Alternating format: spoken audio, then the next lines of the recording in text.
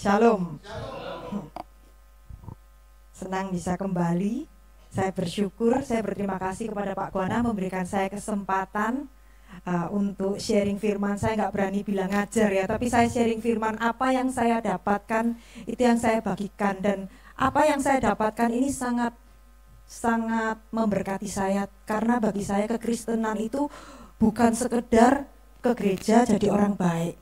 Tuhan itu memberikan kita keselamatan karena Dia memberikan kita tujuan hidup. Nah, kalau kita itu hanya ke gereja jadi orang baik, sampai mati kita cuma hidup bergumul di dalam masalah kita, saya rasa kekristenan kita tidak mencapai tujuan yang Tuhan sudah tetapkan. Dan ketika saya mempelajari firman, saya lihat Tuhan itu bisa menyingkapkan kita firman itu layer demi layer ya, lapisan demi lapisan atau dimensi demi dimensi ya. Bagaimana kita itu bukan hanya mengenal Dia sebagai hukum, boleh gini, enggak boleh gitu, harus gini, enggak boleh gitu. Bukan seperti itu saja, tapi Tuhan itu seorang pribadi, seorang Bapa yang punya rencana untuk setiap kita. Bagaimana kita menemukan Bapa yang baik di dalam Alkitab itu, bagaimana kita melihat apa tujuan yang Dia sudah tetapkan. Saya mau katakan bahwa Injil Kerajaan, saya nyambung dengan Injil Kerajaan karena ini tema yang biasa dibagikan oleh Pak Guana. Injil Kerajaan, banyak orang bingung, Injil Keselamatan dan Injil Kerajaan itu bedanya apa? Injil Keselamatan itu adalah bagian daripada Injil Kerajaan. 1 Timotius 1:17. Hormat dan kemuliaan sampai selama-lamanya bagi Raja segala zaman. Jadi sebelum Adam jatuh dalam dosa itu kerajaan Tuhan itu sudah ada. Sebelum diciptakan kerajaannya sudah ada. Allah itu adalah raja di atas segala raja. Rajanya sendiri, raja yang kekal. Dari kekekalan Dia sudah menjadi raja gitu ya. Jadi kita harus bisa membedakan. Dan kalau kita tahu itu, kita itu ada di dalam kerajaan Allah, kita diselamatkan itu bukan hanya selamat nunggu mati masuk surga, saudara. Karena kita dipanggil untuk berkarya saat ini, di dalam kehidupan ini. Tidak ada anak Tuhan yang dipanggil itu untuk hidup bahasa Jawanya ngenteni nasib gitu ya, saudara, nerimo nasib gitu ya. Tapi kita dipanggil menjadi orang yang mengubah zaman kita, mengubah apa yang ada di sekitar kita. Seringkali Pak Doni mengatakan bahwa keselamatan pribadi kita itu suatu saat harus menjadi keselamatan komunal, ya, secara komunitas, mempengaruhi orang-orang di sekitar kita, bukan hanya orang, bahkan juga sistem-sistem yang ada gitu ya. Nah, bagaimana kita bisa melihat aku yang kecil saat ini, aku yang tidak berdaya saat ini, kayaknya aku ini ya bukan orang yang bisa membawa pengaruh apa ya. Bagaimana kita meskipun tidak punya sarana atau platform, tapi kita tetap bisa menjadi orang yang mengubah lingkungan di sekitar kita. Itu tergantung seberapa kita ngerti apa yang Tuhan sudah sediakan bagi kita. Ya. Jadi di dalam keselamatan itu Tuhan bukan hanya memberikan kepada kita itu pengampunan. Tapi di dalam pengampunan itu Dia juga memberikan kita pemulihan identitas. Seperti anak bungsu yang kembali. Apa yang dipulihkan di dalam anak bungsu itu adalah jubah. Jubah itu apa? Jubah itu identitas.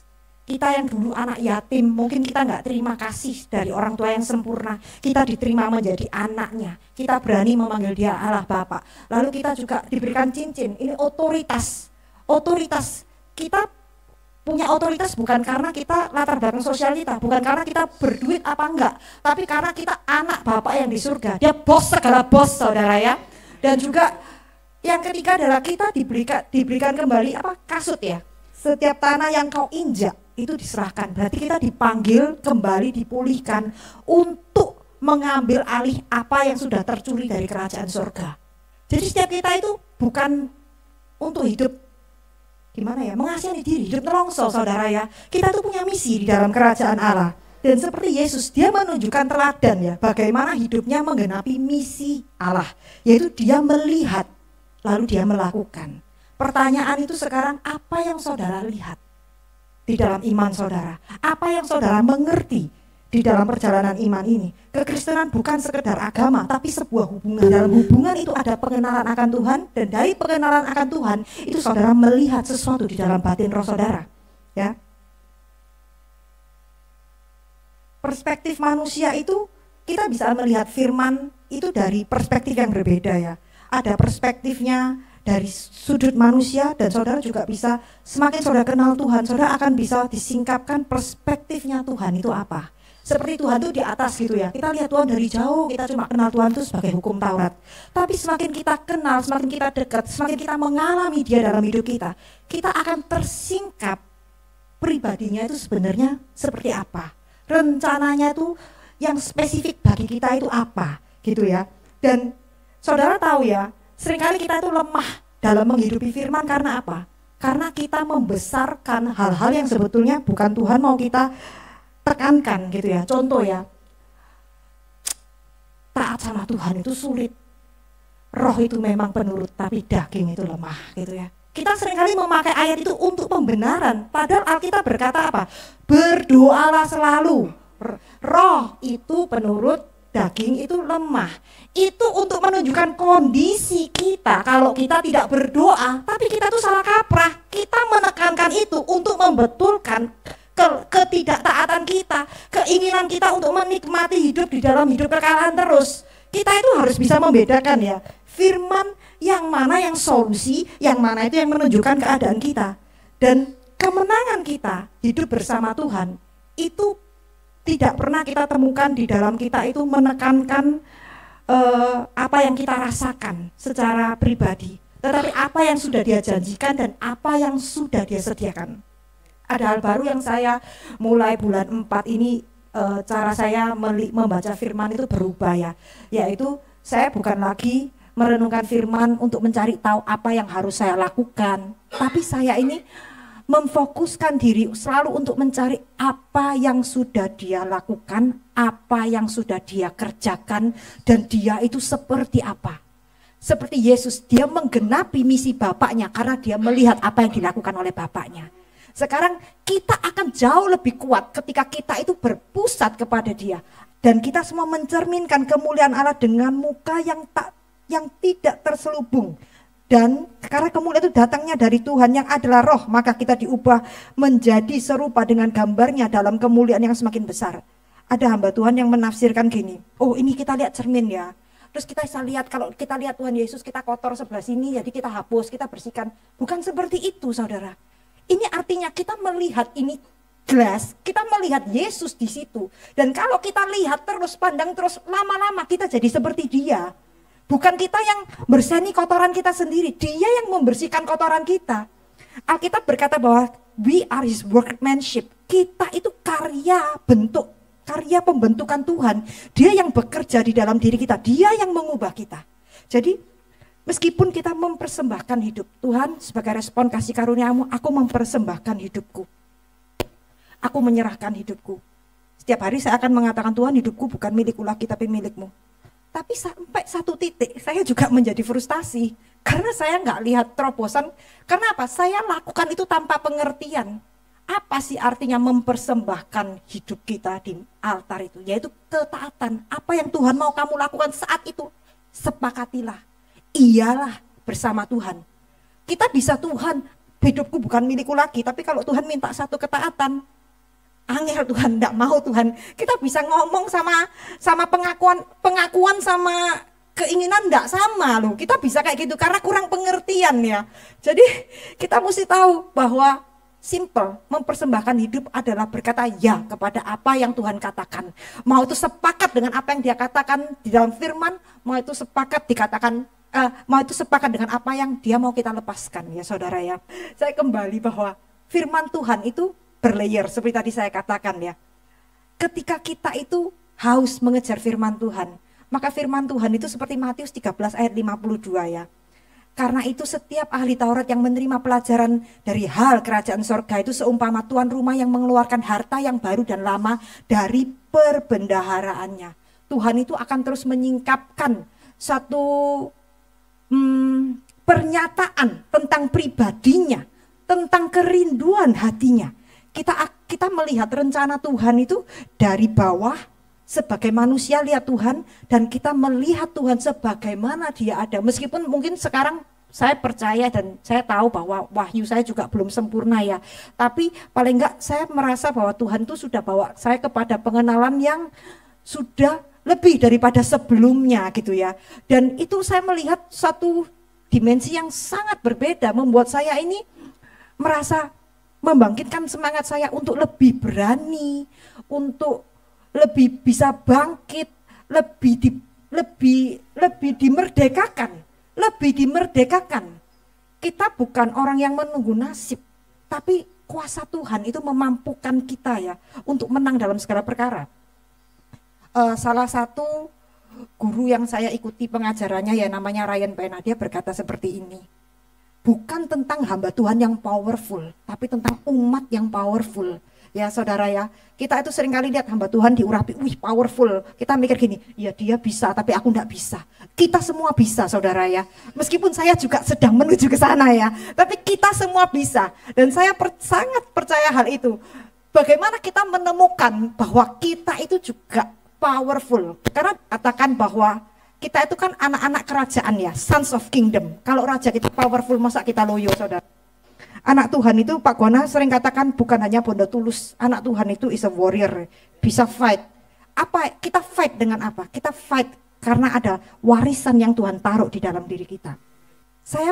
Ketika saya melihat apa yang Yesus sediakan di karya salib, itu membuat saya takjub. Karena apa?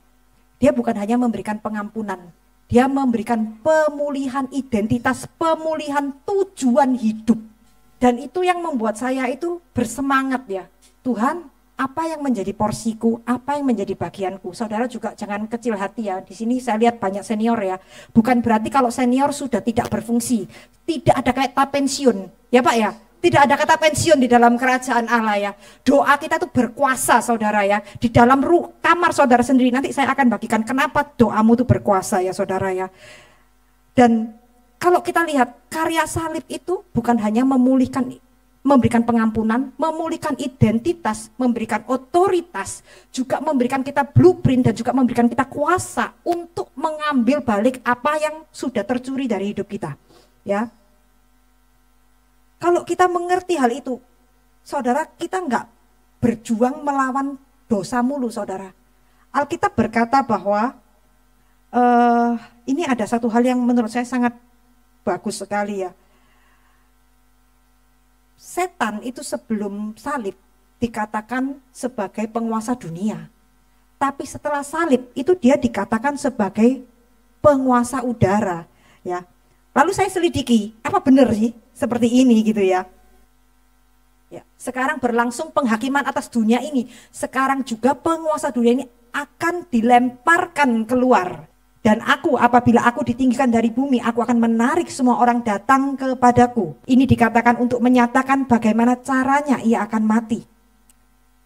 Ya, setelah salib kita lihat Kolose 2, 14, 15 dulu. Kolose 2, 14, 15. Dengan menghapuskan surat hutang oleh ketentuan-ketentuan hukum mendakwa dan mengancam kita. Dan itu ditiadakannya dengan memakukannya kepada kayu salib. Ia telah melucuti pemerintahan-pemerintahan dan penguasa-penguasa dan menjadikan mereka tontonan umum dalam kemenangannya atas mereka. Saudara mengerti ya, iblis itu dulunya mungkin sampai sekarang iya kalau kita nggak ngerti kebenaran. Suka mendakwa, suka menuduh, itu siang dan malam. Kamu benar pun kamu tetap dituduh saudara ya.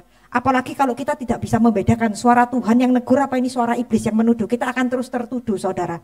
Alkitab berkata apa di Kolose 2 ayat 14? Dengan menghapuskan surat hutang oleh ketentuan-ketentuan hukum mendakwa dan mengancam kita. Dan itu ditiadakan dengan memakukan pada kayu salib. Apa itu surat hutang? Apa itu ketentuan hukum? Dosa itu ada karena hukum Taurat itu ada. Karena manusia tidak dapat melakukan hukum Taurat. Maka iblis itu pakai itu untuk menuduh kita. Tapi Yesus waktu dia datang di bumi, dia menggenapi tuntutan Taurat. Kalau dia sudah menggenapi itu sempurna, maka sebetulnya setan itu tidak punya hak menuduh orang yang hidup di dalam Kristus. Tidak ada taringnya. Tapi seringkali kita itu gak sadar. Kita membiarkan dia menuduh kita sehingga kita gak berani cari Tuhan.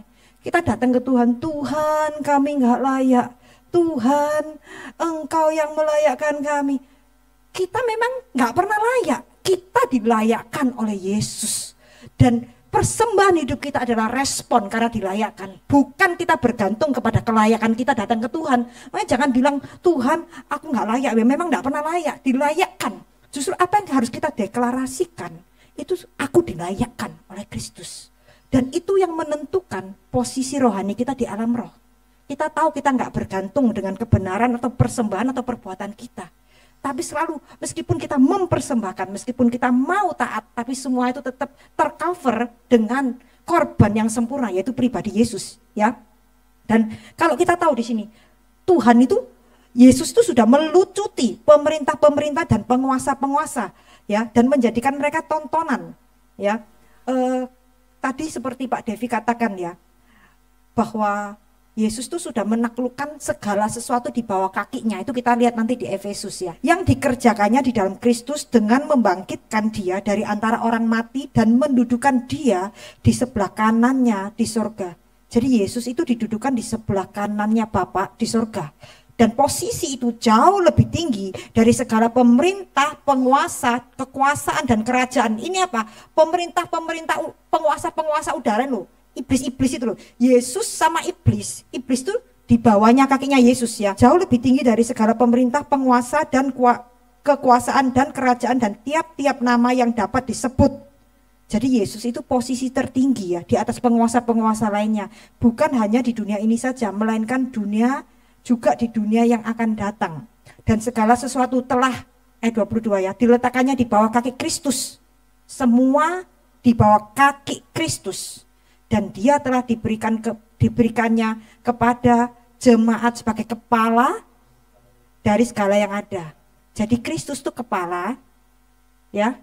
Lalu semua itu ditaklukkan di bawah kaki Kristus.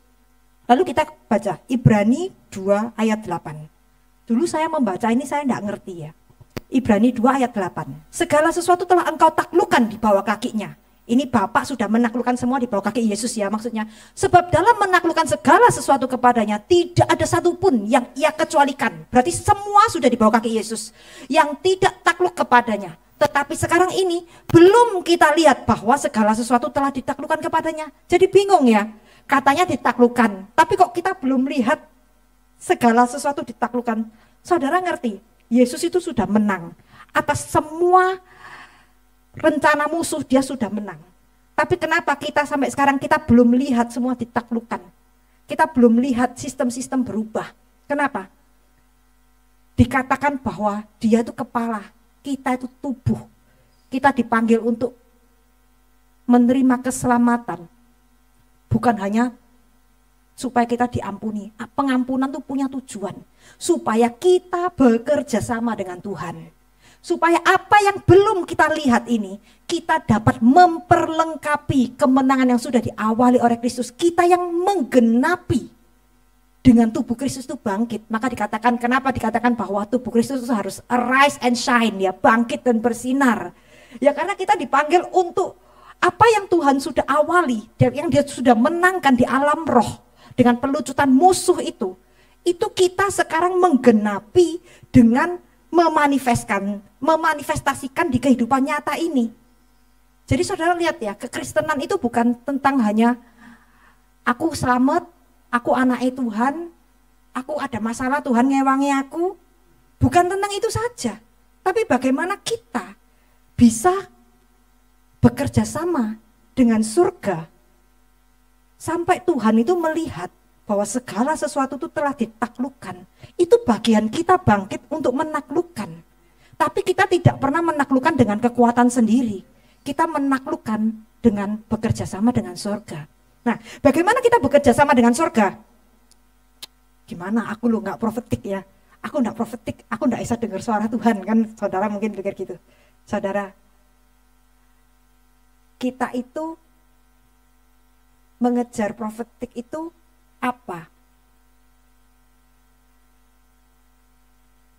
Pastor Ryan Pena pernah berkata seperti ini, ya. Itu sangat menghibur bagi saya, ya. Tidak perlu orang itu punya karunia nubuat untuk bernubuat. Kalau dia punya hati Bapa, dia bisa bernubuat. Ya, yang perlu dikejar tuh ngerti hatinya Bapa itu, kenal hatinya Bapa. Dan tadi kan dikatakan bahwa kita belum lihat segala sesuatu ditaklukkan kepadanya. Oke, kita kembali ke Efesus 2 ayat 5 dan 6. Ya, dan di dalam Kristus ia telah membangkitkan kita juga dan memberikan kita tempat bersama-sama dengan Dia di sorga. Secara fisik kita di sini, secara roh di sorga. Dia kepala, kita tubuh. Iblis, segala kuasa di bawah kaki kita. Jadi jangan lihat diri kita sebagai orang yang lemah. Saya kalau merenungkan ini ya, saya selalu katakan Tuhan terima kasih, aku kuat. Aku di dalam Engkau kuat. Bukan aku di luar Engkau ya. Aku dan Tuhan kalau terpisah ya aku lemah, aku lemes saudara ya. Tapi karena aku di dalam Tuhan, aku menjadi kuat. Ya karena dia katakan iblis di bawah kaki kita. Maka itu harus menjadi deklarasi kita, pengakuan iman kita. Iblis engkau di bawah kakiku. Tuhan memanggil kita sons of kingdom, anak-anak kerajaan, bukan anak-anak yang lemah. Anak-anak yang powerful. Anak yang powerful bukan berarti anak yang tidak ada masalah. Powerful itu adalah bisa mengatasi masalah saudara ya. Powerful bukan tidak ada masalah. Powerful justru terbukti karena kita bisa menghadapi setiap masalah yang ada di dalam hidup kita. Ya, dan kita bukan menghadapi dengan cara instan, dengan cara dunia ya. Kita menghadapi dengan cara kebenaran. Karena itu DNA kita. Sebagaimana Yesus hidup, kita hidup seperti itu. Ya. Untuk apa wong kita masih di bumi kok? Juga punya tujuan saudara. Ketika kita mengerti kenapa kita didudukan, di Inggris dikatakan seated with him in the heavenly places. Kita didudukan bersama dia di tempat surga. Saya mau katakan bahwa berdoa itu kita bisa berdoa banyak macam versi ya. Saudara lihat ada orang doa deklarasi, ada mungkin kaum-kaum aliran tertentu berkata gini, doa deklarasiku Tuhan kok diperintah-perintah. Pikirmu Tuhan mau suruh-suruh dah, gitu ya. Sempat waktu saya enggak ngerti fondasinya, saya sempat mikir iya ya kok Tuhan kok disuruh-suruh ya. Tapi setelah saya mengerti landasannya itu membuat saya itu berbeda berpikir ya. Ini kan dikatakan kita itu didudukan bersama Dia di tempat surga. Dan Alkitab juga berkata Tuhan itu memberikan kita kunci kerajaan. Kunci kerajaan itu apa? Untuk kita lepaskan apa yang terlepas di surga dan untuk kita mengikat apa yang seharusnya diikat di surga. Ya kan? Itu berarti kita bisa berdoa, Tuhan aku mohon ya bukakan jalan terobosan. Dari manusia kita minta ke atas. Tapi kita juga bisa berdoa dari surga, aku lepaskan terobosan itu ke bawah. Itulah deklarasi. Tapi ada orang gini, kenapa kok aku deklarasi terus loh. Aku sudah hafalin ayat firman loh, aku deklarasi terus tapi enggak jadi apa-apa ya kan? Karena kita deklarasi dari pengertian yang kosong ya saudara ya. Nah pikiran sama hati harus nyatu. Apa yang kamu ngerti, pemahamannya, fondasinya, pengertiannya harus ada. Sehingga waktu kamu deklarasi seluruh alam roh ini bekerja sama nangkep. Kamu tuh tahu siapa dirimu di dalam Tuhan dan itu termanifestasikan. Tetapi kalau kita ngomong tapi hatinya gak percaya, sering gak ya kita itu ngomong keluarnya ragu ya. Tenanta ini, gitu. Bener gak saudara? Kita tuh sering kan? Karena apa? Kita tahu tapi ini jiwanya belum mantep saudara. Dan itu yang sulit. Makanya kita harus melatih ya. Mengerti bahwa semua itu ada landasannya. Kalau gak ada landasannya kita ikut-ikut itu juga gak ada kuasanya. Kalau kita ngerti ada landasannya, kita ngerti tujuannya, maka kita itu nggak seperti ngomong cuma ikut-ikutan. Gini, satu sisi kita mungkin suka ngomel gini, waduh iya, saiki kerjaan angel, sepi yo, pokoknya ngomong yang negatif-negatif semua. Kok hidup kau no harapan gini ya, terus kita doa, kita deklarasi, ya gak ada hasilnya. Wong yang kita percayai pengakuan kita nggak cocok kok sama deklarasi kita, ya kan? Kesadaran apa yang kita bangun? Kenapa pengajaran itu perlu? Supaya kita ngerti apa yang kita lakukan itu sesuai firman, bukan teori dari orang, bukan dari apa kita ikuti apa kata orang. Tapi Tuhan yang mengkehendaki kita melakukan itu. Ketika kita tahu itu kehendak Tuhan, kita mantap. Dan Alkitab berkata apa? Kalau kita minta apa yang sesuai kehendaknya, Dia berikan, Dia datangkan. Dan yang ini yang membuat saya pikiran terbuka ya. Kadang-kadang kita lihat di keluarga itu ada kekacauan ya. Kayaknya sudahlah jalan buntu. Tidak mungkin ini bisa diselesaikan. Tuhan perdamaikan, mungkin orang tuaku perdamaikan ya supaya nggak tengkar lagi, pemulihan di dalam keluarga ini Tuhan, minta pemulihan Tuhan, tolong Tuhan, tolong Tuhan. Di situasi yang ribut di dalam keluarga, kita bisa melepaskan shalom. Shalomnya Tuhan itu apa? Roh yang menertibkan kekacauan. Saudara, ketika shalom itu tercipta di alam roh itu turun, maka itu akan ada. Saya sudah praktek sih saudara ya, cuma saya tidak bisa bagikan pengalaman ini karena kan menyangkut hal yang sensitif gitu. Tapi saya sudah praktek. Ini ada dua hal, mendeklarasi dan dekret. Dekret itu doa merintah ya. Kalau kita lihat di Lazarus ya, di Lazarus ini Tuhan Yesus juga melakukan. Yohanes 11 ayat 41. Maka mereka mengangkat batu itu, lalu Yesus menengadah ke atas dan berkata, Bapa, aku mengucap syukur kepadamu karena engkau telah mendengarkan aku. Aku tahu bahwa engkau selalu mendengarkan aku. Tetapi oleh karena orang banyak yang berdiri di sini mengelilingi aku mengatakan supaya mereka percaya bahwa engkau lah yang telah mengutus aku. Inilah deklarasi. Deklarasi apa? Deklarasi itu kita itu memperkatakan apa yang kita tahu Tuhan sudah katakan. Jadi kita ngomong bahwa engkau selalu mendengarkan aku. Berarti apa? Kita tuh doa, kita tuh juga meyakinkan jiwa kita ya, bahwa kita nggak ngomong sama angin saudara ya. Deklarasi itu meyakinkan jiwamu untuk semua itu berpusat, semua itu harus turut kepada apa yang Tuhan katakan ya. Bahwa doa kita itu didengar oleh Tuhan ya. Maksudnya Yesus kan doanya didengar oleh Bapa gitu ya. Dan dia mengkonfirmasi gitu ya, melalui deklarasinya. Dan lalu apa yang menjadi dekret? Dekret itu atau perintahnya ya. Doa yang perintah itu apa? Di ayat 43, Lazarus marilah keluar. Kalau kita langsung merintah, mungkin juga bisa terjadi ya. Kalau di dalam kita itu sudah kokoh menyatu dengan Tuhan. Tapi seringkali kita itu deklarasi, saya lihat kalau Pastor Samson Dabas ya Pak ya, kalau doakan firman-Nya keluar di situ, dia pasti mengutakan, Tuhan firman-Mu berkata demikian, demikian, demikian. Maka aku minta gini. Dalam nama Yesus, kan seperti itu Pak. Saya ingat Pak Guana berkata bahwa gini, Alkitab berkata bahwa Tuhan itu memberikan kita kuasa untuk menjadi anaknya, exousia, kuasa, hak gitu ya. Delegative authority ya. Untuk kita mewakilkan dia melepaskan kuasa. Ya ini loh, ini. Kita mewakilkan dia karena kita harus terlebih dahulu harus yakin bahwa kuasa itu, otoritas itu diberikan karena apa yang kita lepaskan itu bukan dari kedagingan kita, tapi sesuai dengan kehendak firman. Maka kita bisa katakan contoh deklarasi, Tuhan, Bapa, terima kasih, aku tahu engkau di dalam aku di dalam engkau. Jadi itu kita mengafirmasi lagi posisi rohani kita. Dan ketika alam roh ini nangkep, oh kamu tuh ngerti apa yang kamu ngomongkan ya, maka dia harus mengerjakan. Maka malaikat Tuhan itu harus mengerjakan karena itu sesuai firman Tuhan. Tapi kalau kita ngomong sesuai kedagingan kita nggak ngerti hati Bapa, mereka juga nangkap gitu loh, iya kan? Mereka juga nangkap.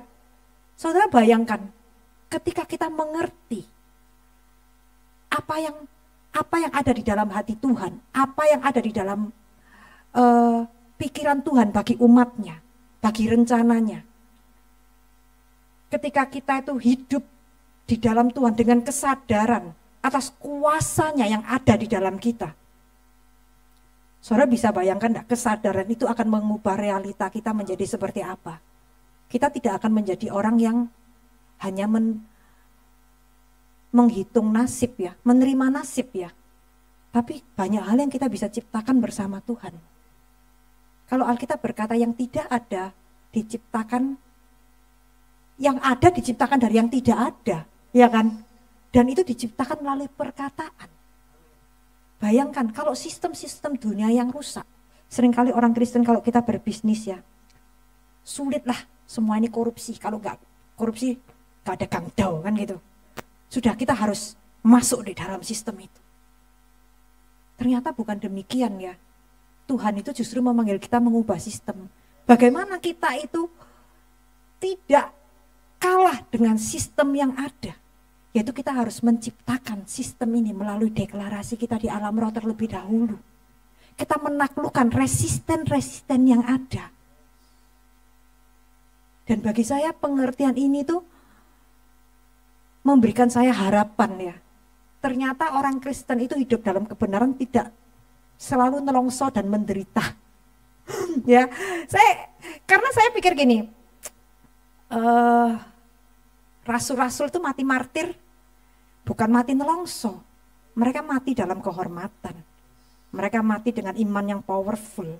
Meskipun orang dunia lihat mengenaskan, bagi mereka itu kehormatan, itu sangat berbeda. Mungkin kita menghidupi kebenaran, kita bisa dikalahkan, maksudnya mengalami kerugian. Tapi itu kita nggak pandang sebagai satu hal yang menyesakkan batin kita. Tapi itu kita pandang sebagai satu hal yang kehormatan kalau kita memang harus alami.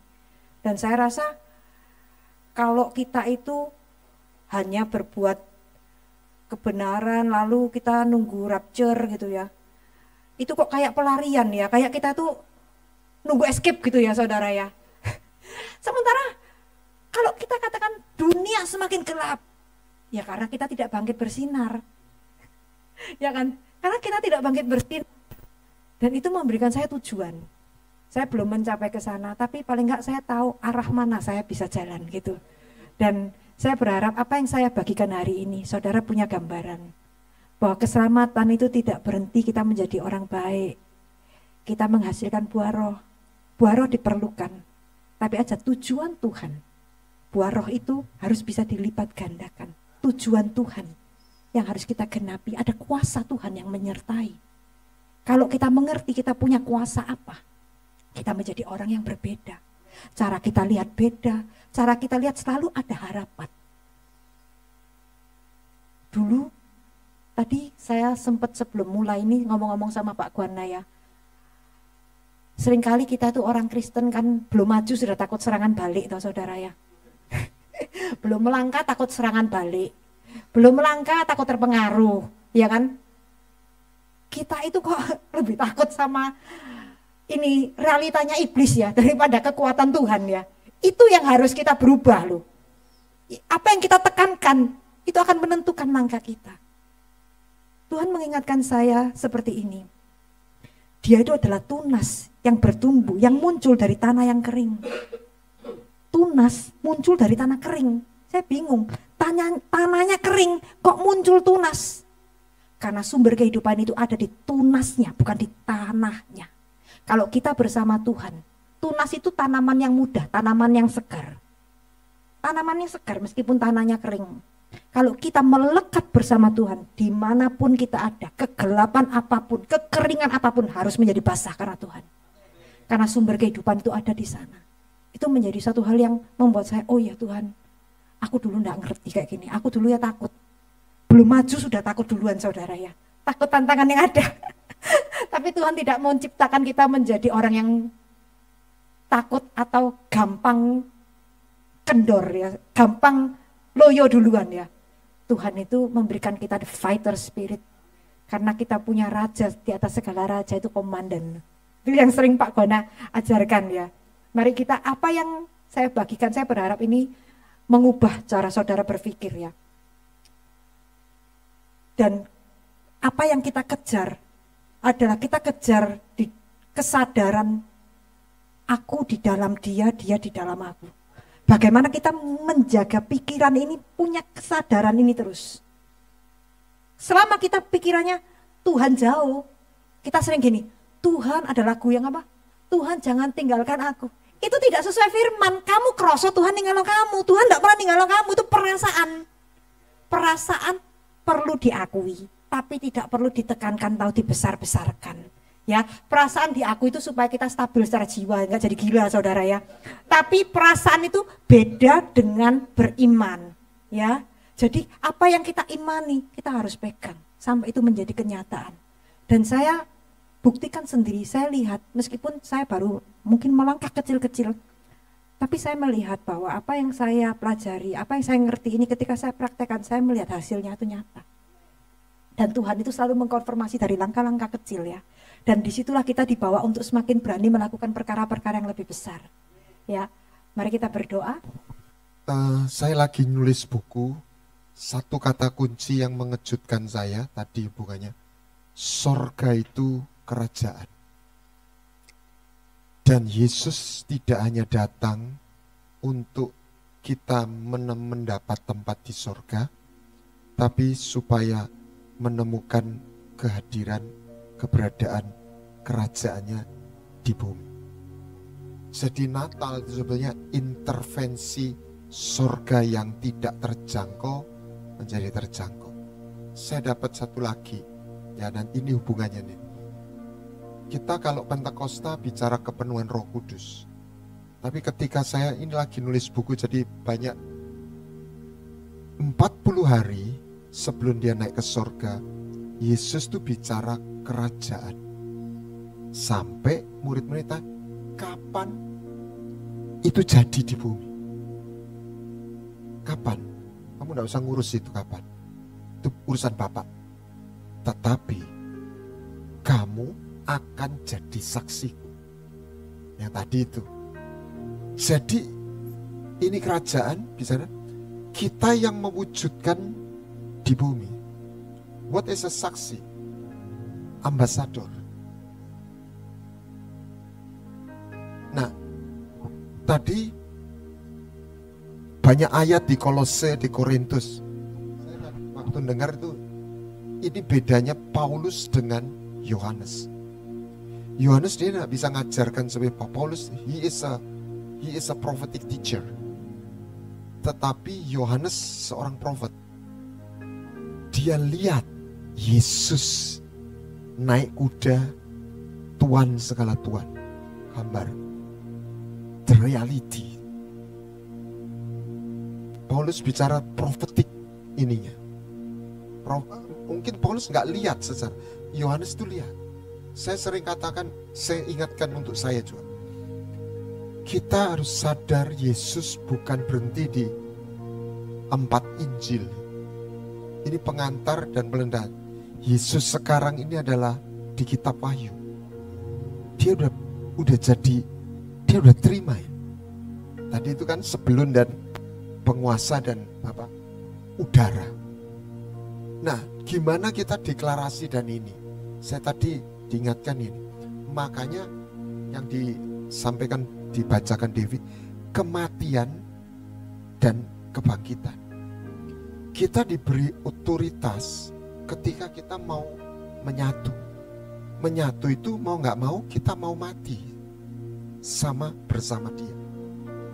Ketika engkau mau mati sama dia, maka realitanya dia itu masuk. Sehingga deklarasi kita ini gak kosong. Jadi di balik itu makanya ada anak sekewa kan, tenging-tenging kan. Karena dia gak punya connect. Connect itu tadi sudah diingatkan, tidak hanya percaya menerima perbuatannya. Tapi itu yang sebenarnya mengerucut apa tadi itu. Dia tidak mati hanya untuk mengampuni. Ibu Teresia mengatakan untuk identitas. Gambar besarnya, darah ini bukan darah pengampunan saja, darah covenant. Covenant itu memberi identitas, power, holy. Makanya jubah, sepatu, cincin. Nah, untuk menerima pengampunan, satu orang, satu pihak yang mati. Untuk menerima perjanjian, dua pihak yang mati.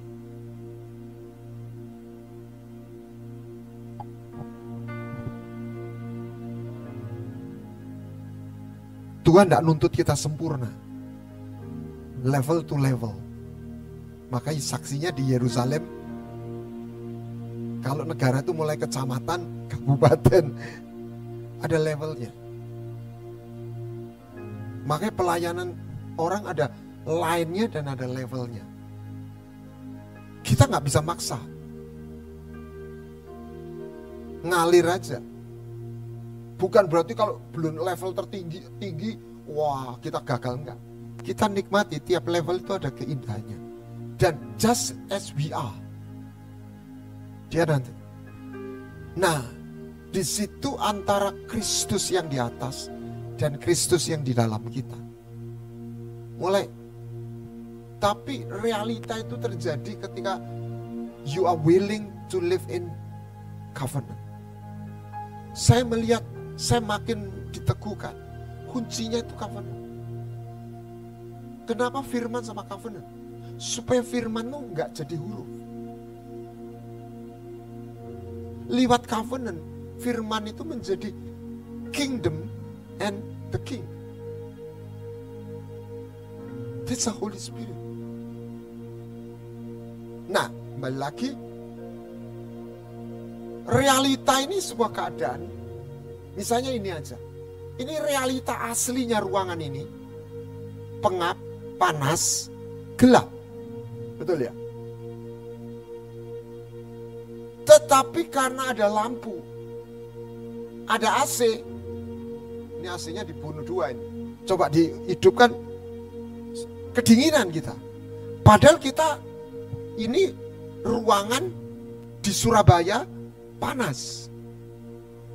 Tapi ketika ada AC, apalagi kalau ada 8 di sini ya, Anda akan menggigil. Jadi change. Realita ini berubah. Karena ada AC, inilah kebenaran. Tapi ada energi listrik ini. Jadi ini gelap atau terang? Ya, yang mana yang eksis? Nah, terang itu lebih berkuasa tadi kan, lebih berkuasa dari gelap.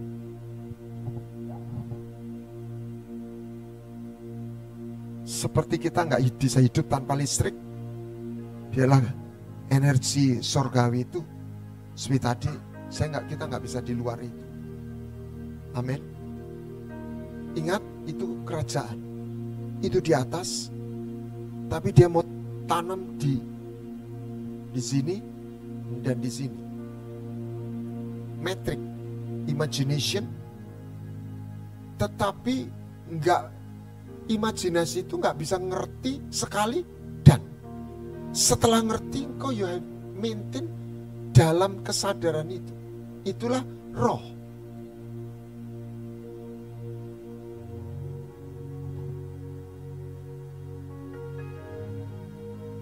Tetapi kerajaan itu kalau tinggal dan bekerja, dia akan melahap realita yang tidak seharusnya. Makanya dia seperti ragi. Saya kaget, saya dapat gambaran pupuk kompos itu apa? Itu kotoran sapi, kambing, ayam, daun kering apa.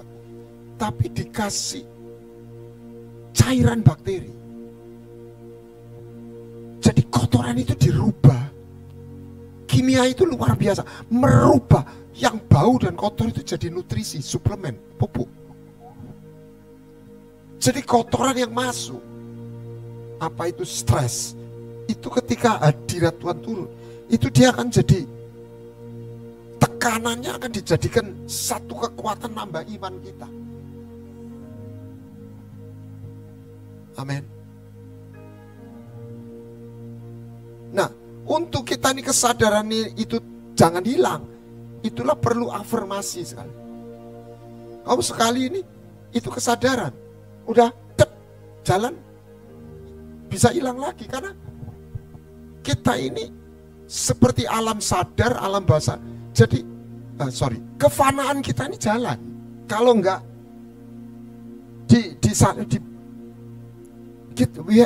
kita harus maintain terus. Benilah itu yang aktif. Kalau mau berhenti, fana itu jalan.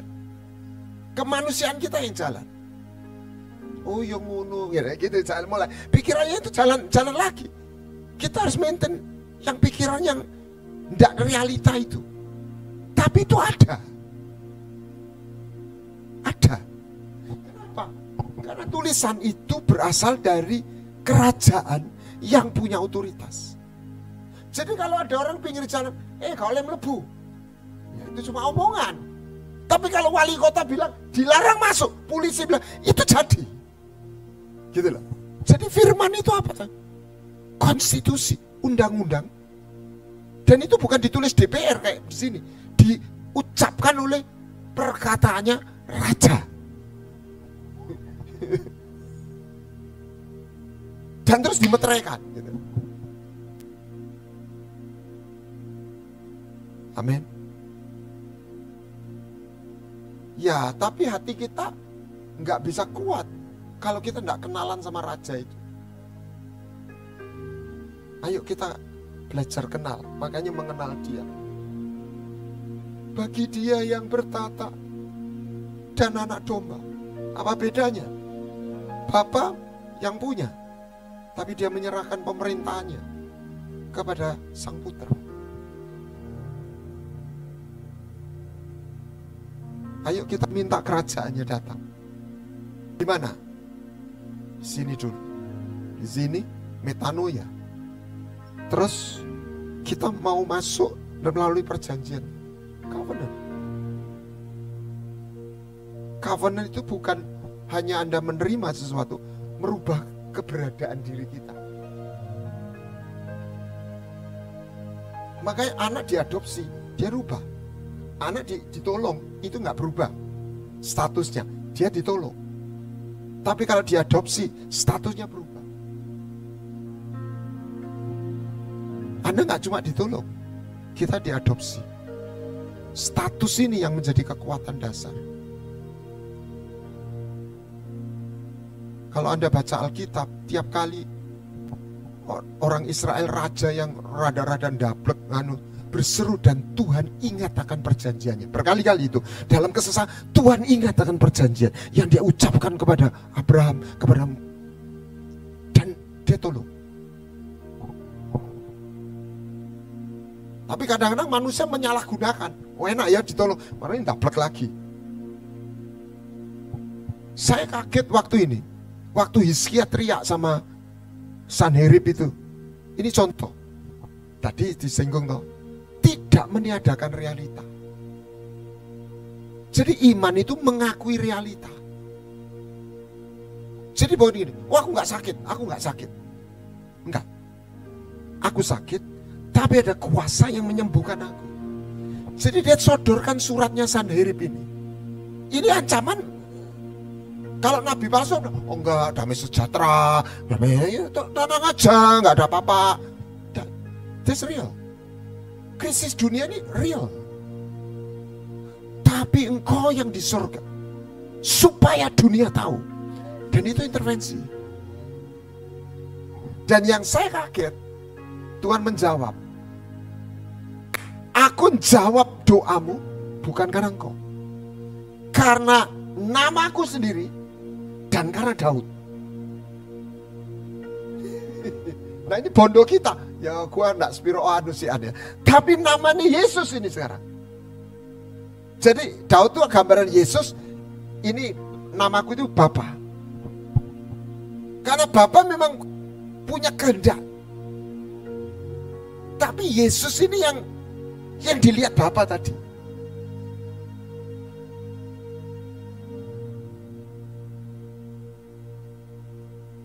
Tuhan itu punya resiko kita menyalahgunakan. Orang sudah diberi karunia bisa disalahgunakan. Kalau gunanya dari Tuhan, bersama Tuhan buat saya. Wah itu, tapi Tuhan ini, ya kita gak berhak marah. Tapi kalau saya petakan dalam logika saya, ini bucengli dari Tuhan bersama Tuhan, tapi buat saya. Tapi ketika dia menemukan orang, anaknya, dari Tuhan, bersama Tuhan, buat Tuhan. Tuhan bilang, aku senang sama orang ini. Aku berkenan. Dan biarlah kita ingin, paling tidak menuju ke sana. Haleluya. Saya tidak ingin mencari kita sendiri, ingin bertumbuh, berkembang dalam pelayanan. Tapi saya makin tahu, Tuhan itu tidak kagum dengan pelayanan besar atau kecil. Buat dia itu bukan itu. Dia tidak gumun orang kuaya tapi ya jangan jadi orang larat gitu kan. Kita harus menang. Tapi sebaliknya kita jangan memuja kehebatan atau apa. semuanya, nah kembali lagi, kerajaannya. Mulai berimajinasi ya. Lihat, makanya sering baca juga Wahyu ya. Naik kuda, Tuhan segala Tuhan. Pasukannya, pasukan. Tadi itu fighter itu. Penghuni surga itu cuma 2 plus 1. Penyembah, pejuang. Worshipper, warrior. Anda mau melok kerajaan surga, nggak ada penonton. Penyembah, imam, pejuang.